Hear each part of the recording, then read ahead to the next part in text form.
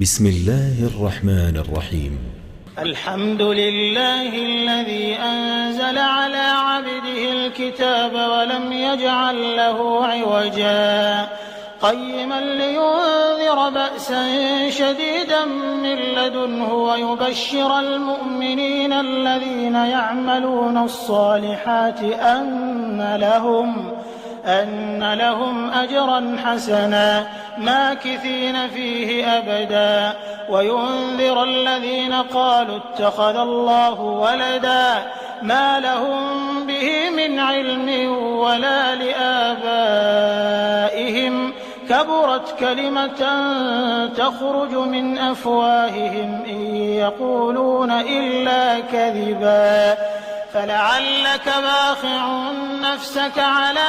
آثارهم إن لم يؤمنوا بهذا الحديث أسفا إنا جعلنا ما على الأرض زينة لها لنبلوهم أيهم أحسن عملا وإنا لجاعلون ما عليها صعيدا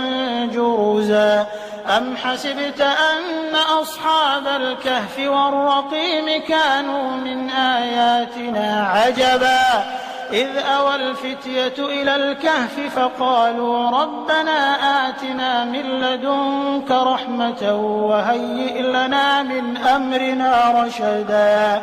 فضربنا على آذانهم في الكهف سنين عددا ثم بعثناهم لنعلم أي الحزبين أحصى لما لبثوا أمدا نحن نقص عليك نبأهم بالحق إنهم فتية آمنوا بربهم وزدناهم هدى وربطنا على قلوبهم إذ قاموا فقالوا ربنا رب السماوات والأرض لن ندعو من دونه إلها لقد قلنا إذا شططا هؤلاء قومنا اتخذوا من دونه آلهة لولا يأتون عليهم بسلطان بين فمن أظلم ممن افترى على الله كذبا وإذ اعتزلتموهم وما يعبدون إلا الله فأووا إلى الكهف ينشر لكم ربكم من رحمته ويهيئ لكم من أمركم مرفقا وترى الشمس إذا طلعت تزاور عن كهفهم ذات اليمين وإذا غربت تقرضهم ذات الشمال وهم في فجوة منه ذلك من آيات الله من يهد الله فهو المهتد ومن يضلل فلن تجد له وليا مرشدا وتحسبهم أيقاظا وهم رقود ونقلبهم ذات اليمين وذات الشمال وكلبهم باسط ذراعيه بالوصيد لو اطلعت عليهم لوليت منهم فرارا ولملئت منهم رعبا وكذلك بعثناهم ليتساءلوا بينهم قال قائل منهم كم لبثتم قالوا لبثنا يوما أو بعض يوم قالوا ربكم أعلم بما لبثتم فابعثوا أحدكم بورقكم هذه إلى المدينة فلينظر أيها أزكى طعاما فليأتكم برزق منه وليتلطف ولا يشعرن بكم أحدا إنهم إن يظهروا عليكم يرجموكم أو يعيدوكم في ملتهم ولن تفلحوا إذا أبدا وكذلك أعثرنا عليهم ليعلموا أن وعد الله حق وأن الساعة لا ريب فيها إذ يتنازعون بينهم أمرهم فقالوا ابنوا عليهم بنيانا ربهم أعلم بهم قال الذين غلبوا على أمرهم أمرهم لنتخذن عليهم مسجدا سيقولون 3 رابعهم كلبهم ويقولون 5 سادسهم كلبهم رجما بالغيب ويقولون 7 وثامنهم كلبهم قل ربي أعلم بعدتهم ما يعلمهم إلا قليل فلا تمار فيهم إلا مراء ظاهرا ولا تستفت فيهم منهم أحدا ولا تقولن لشيء إني فاعل ذلك غدا إلا أن يشاء الله واذكر ربك إذا نسيت وقل عسى أن يهديني ربي لأقرب من هذا رشدا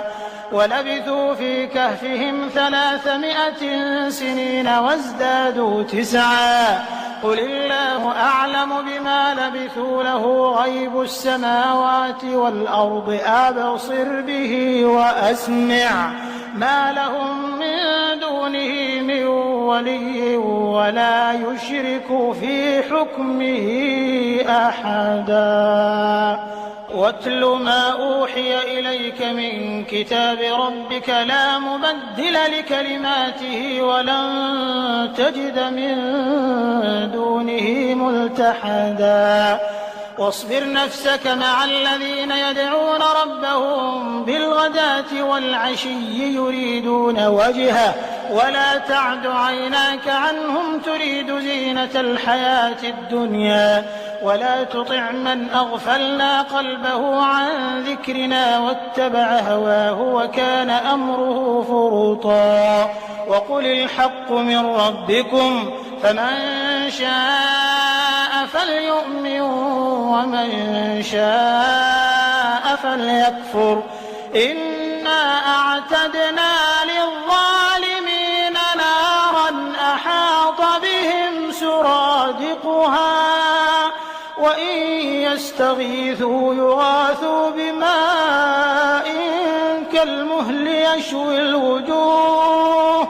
بئس الشراب وساءت مرتفقا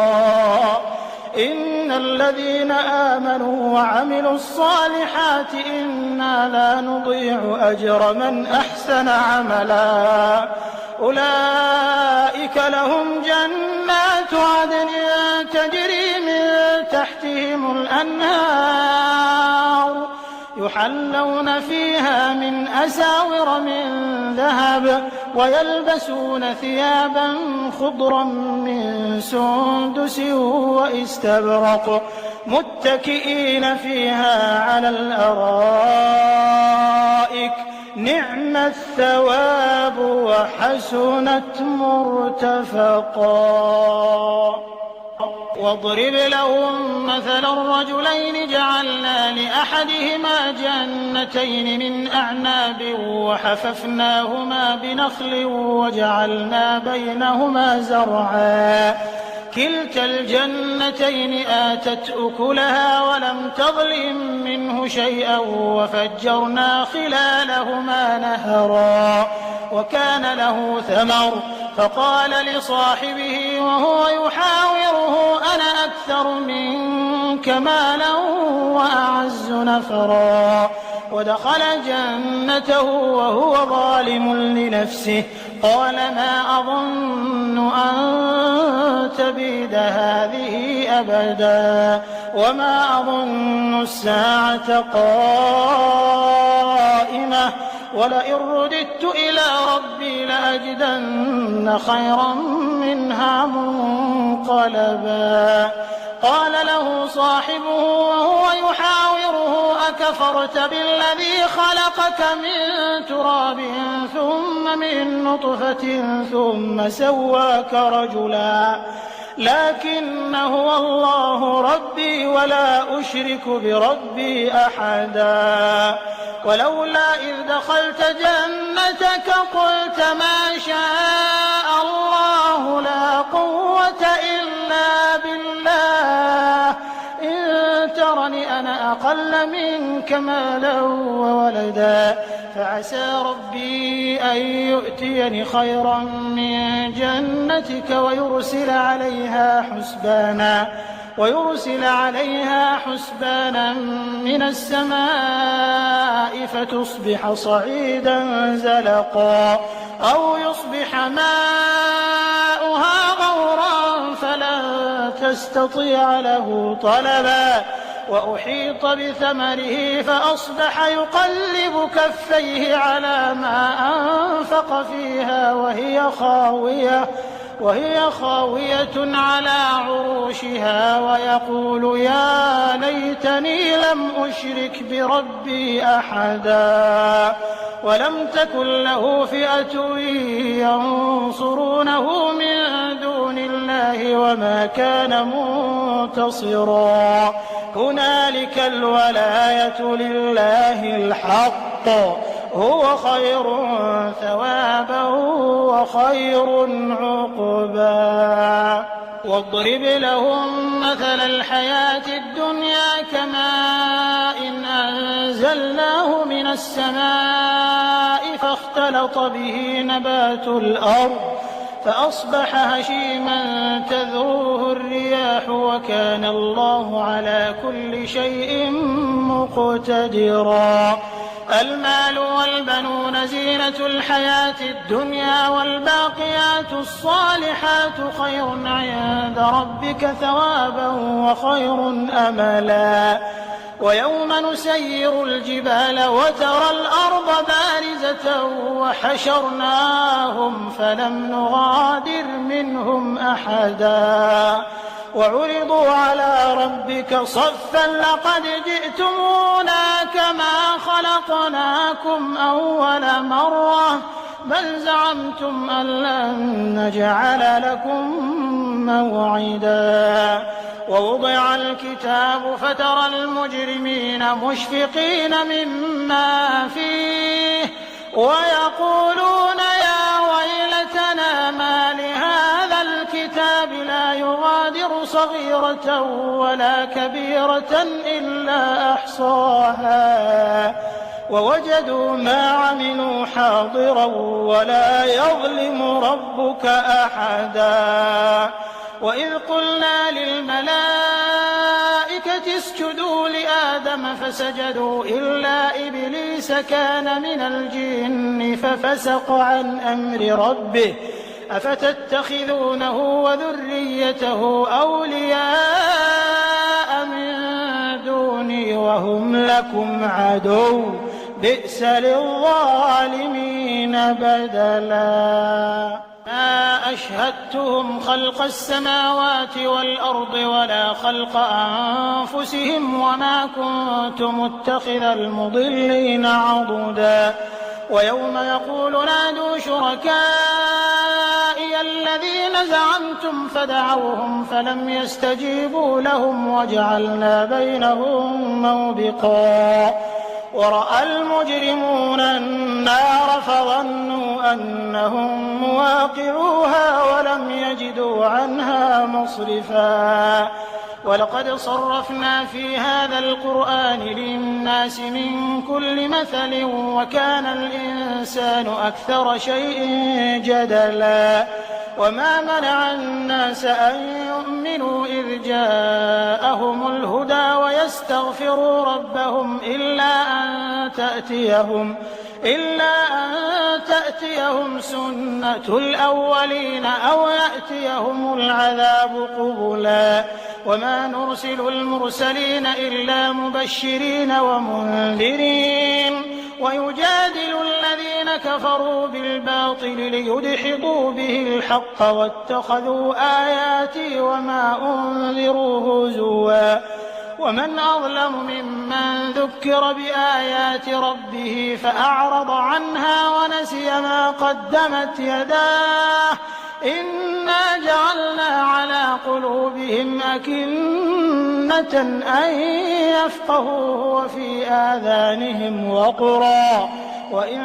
تدعهم إلى الهدى فلن يهتدوا إذا أبدا وربك الغفور ذو الرحمة وربك الغفور ذو الرحمة لو يؤاخذهم بما كسبوا لعجل لهم العذاب بل لهم موعد لن يجدوا من دونه موئلا وتلك القرى أهلكناهم لما ظلموا وجعلنا لمهلكهم موعدا وإذ قال موسى لفتاه لا أبرح حتى أبلغ مجمع البحرين أو أمضي حقبا فلما بلغا مجمع بينهما نسيا حوتهما فاتخذ سبيله في البحر سربا فلما جاوزا قال لفتاه آتنا غداءنا لقد لقينا من سفرنا هذا نصبا قال أرأيت إذ أوينا إلى الصخرة فإني نسيت الحوت وما أنسانيه إلا الشيطان أن أذكره واتخذ سبيله في البحر عجبا قال ذلك ما كنا نبغ فارتدا على آثارهما قصصا فوجدا عبدا من عبادنا آتيناه رحمة من عندنا وعلمناه من لدنا علما قال له موسى هل أتبعك على أن تعلمني مما علمت رشدا قال إنك لن تستطيع معي صبرا وكيف تصبر على ما لم تحط به خبرا قال ستجدني إن شاء الله صابرا ولا أعصي لك أمرا قال فإن اتبعتني فلا تسألني عن شيء حتى أحدث لك منه ذكرا فانطلقا حتى إذا ركبا في السفينة خرقها قال أخرقتها لتغرق أهلها لقد جئت شيئا إمرا قال ألم أقل إنك لن تستطيع معي صبرا قال لا تؤاخذني بما نسيت ولا ترهقني من أمري عسرا فانطلقا حتى إذا لقيا غلاما فقتله قال أقتلت نفسا زكية بغير نفس لقد جئت شيئا نكرا قال ألم أقل لك إنك لن تستطيع معي صبرا قال إن سألتك عن شيء بعدها فلا تصاحبني قد بلغت من لدني عذرا فانطلقا حتى إذا أتيا أهل قرية استطعما أهلها فأبوا أن يضيفوهما فوجدا فيها جدارا يريد أن ينقض فأقامه قال لو شئت لاتخذت عليه أجرا قال هذا فراق بيني وبينك سأنبئك بتأويل ما لم تستطع عليه صبرا أما السفينة فكانت لمساكين يعملون في البحر فأردت أن أعيبها وكان وراءهم ملك يأخذ كل سفينة غصبا وأما الغلام فكان أبواه مؤمنين فخشينا أن يرهقهما طغيانا وكفرا